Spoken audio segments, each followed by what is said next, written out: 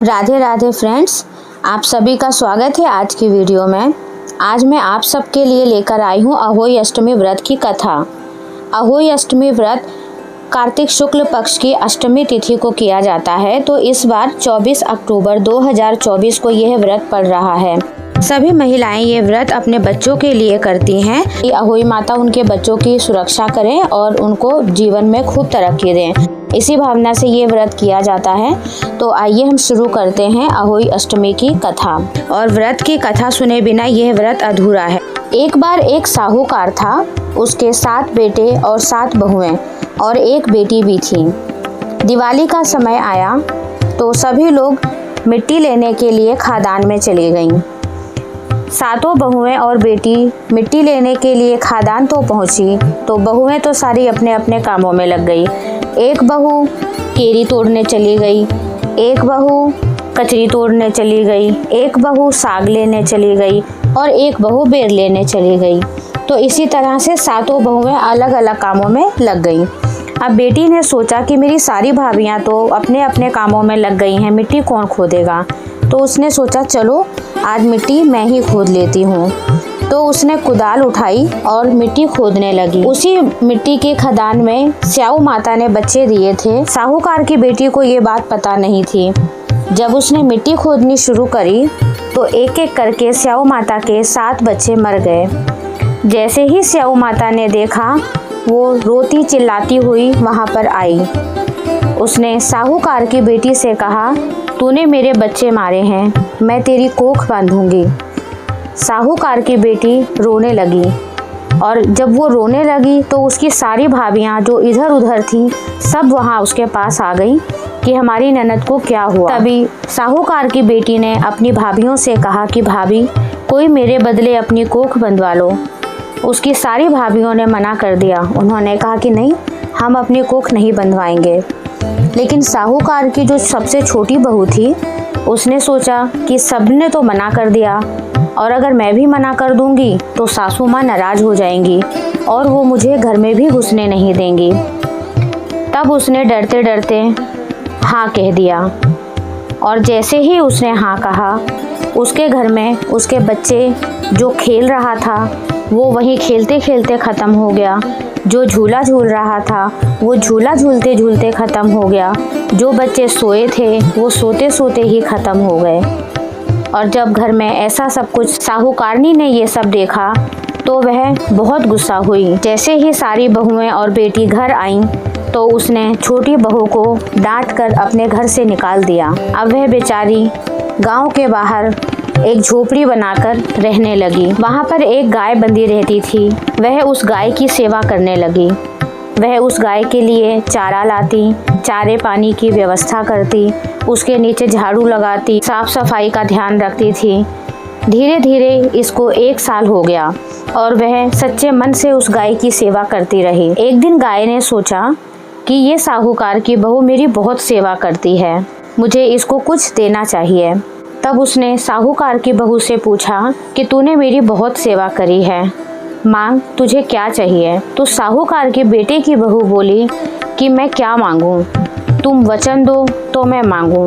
तो गाय माता ने वचन दिया, 1 वचन, 2 वचन, तीसरे वचन को ऊकूं तो सड़े नरक में सूखूं। फिर गाय बोली, मांग, तुझे क्या चाहिए। तब साहूकार की बहू बोली कि तुम्हारी सहेली स्याहू माता के पास मेरी कोख बंधी हुई है, तुम उनसे कहकर मेरी कोख खुलवा दो, जिसके कारण मेरा कोई बच्चा नहीं है। गाय माता बोली, ठीक है, चलो मैं तुम्हारे साथ चलती हूँ। और वह साहूकार की बहू को अपनी पीठ पर बिठा के स्याहू माता के घर चली गईं। स्याहू माता के घर गईं तो स्याहू माँ अपनी सहेली को देखकर बहुत खुश हुईं। उसे आसन दिया बैठने के लिए और दोनों सहेलियां बात करने लगीं। तब स्याहू माता बोली, बहन, मेरे तो सर में बहुत जुएं पड़ गई हैं। गाय माता के कहने पर साहूकार की बहू ने स्याहू माता की सारी जुएं निकाल दी। तब स्याहू माता बोली कि तूने तो मुझे बहुत आराम दिया। तब दोनों सहेलियां बात करने लगी। तब गाय ने बोला कि मुझे तुझसे कुछ काम है। तो स्याहू माता बोली कि बहन, जो भी है बोल, मैं वही करूँगी जो तू कहेगी। तब गाय बोली कि नहीं, पहले वचन भर, कहीं तू अपनी वचन से ना मुकरे। तब स्याऊ माता ने भी वचन भरा, 1 वचन 2 वचन, तीसरे वचन को ऊकूं तो सड़ी नरक में सूखूं। जब स्याऊ माता ने 2 वचन भर लिए तब गाय माता ने बताया कि ये साहूकार के बेटे की बहू है, इसकी कोख तेरे पास बंधी है, तू उसको खोल दे और इसको 7 बेटों का आशीर्वाद दे। तो स्याऊ माता बोली, बहन तूने तो मुझे ठग लिया, इसकी ननद ने मेरे बच्चों को काट दिया था, उसके बदले ही इसने अपनी कोख दी थी और तूने मुझे ठग लिया। गाय बोली, चाहे तू कुछ भी समझ, मैंने भी वचन दिया है, अगर तुमने वचन पूरा नहीं किया तो मेरा भी वचन टूट जाएगा, तुम्हारा भी वचन टूट जाएगा, तो हम दोनों का ही वचन टूट जाएगा और हम दोनों को ही नरक में जाना पड़ेगा, इसलिए तुम इसकी कोख वापस दे दो। माता ने उसकी कोख वापस दे दी और कहा, जा, तेरे सारे बच्चे तुझे घर पर खेलते हुए मिलेंगे। होई की प्रतिमा या चित्र बनाकर होई का व्रत करियो, 7 पूड़ी और हलवे का उजमन करियो। तब साहूकार की बहू ने घर आकर देखा, झोपड़ी महल बन गई थी और जो बच्चे जैसे खेलते खेलते खत्म हुए थे वे सारे बच्चे वैसे ही खेलते खेलते उसको घर में दिखे। साहूकार की पत्नी ने दासी को बहू के पास भेजा कि जा बहू को देख कर आ वो क्या कर रही है। जब दासी ने आकर देखा कि झोपड़ी की जगह महल है और उसके घर में खूब उजमन हो रहा है तो दौड़ी दौड़ी साहूकारनी के पास गई और जाकर बोली कि तुम्हारे बेटे की बहू तो उजमन कर रही है। जब साहूकारनी ये सुना तो वह दौड़ी दौड़ी आई और उसने अपनी बहू से पूछा, तूने ये सब कैसे किया? तो बहू ने सास से बोला कि मैंने कुछ नहीं किया, ये सब तो गाय माता की सेवा का फल है, मैंने गाय माता की सेवा सच्चे मन से करी थी। गाय माता ने स्याहू माता से कहकर मेरी कोख खुलवा दी, उन्होंने ही मुझे अन्न धन सब कुछ दिया है। सुनते ही सास ने बहू को अपने गले से लगा लिया और बहू ने भी सास के पैर छुए और बायना दिया।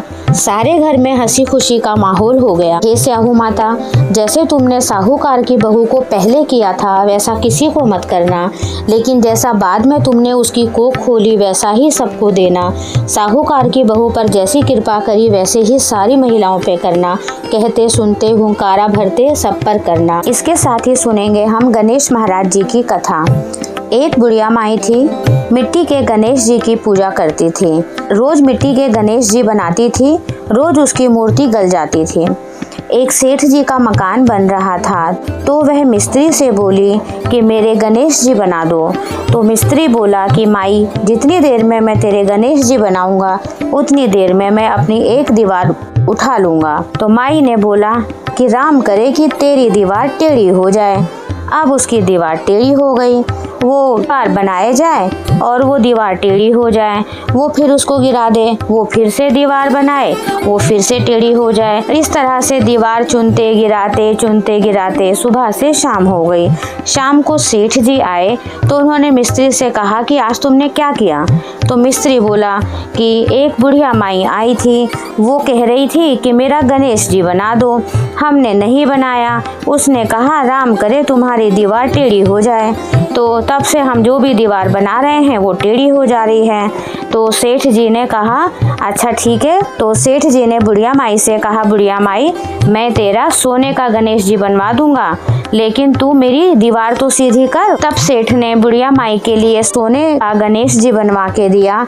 जैसे ही उन्होंने गणेश जी की मूर्ति बनाई, दीवार सीधी हो गई। जैसे सेठ की दीवार सीधी करी है वैसे ही सभी के सारे कार्य सिद्ध करना। बोलिए गणपति महाराज की जय। अब आपके हाथ में जो गेहूं के दाने हैं उसे लोटे में डालकर चंद्रमा को अर्घ दे दीजिए और अपना पारण कर लीजिए, अपना व्रत खोल लीजिए। अगर आपको ये वीडियो अच्छी लगी है तो लाइक जरूर कीजिए। धन्यवाद।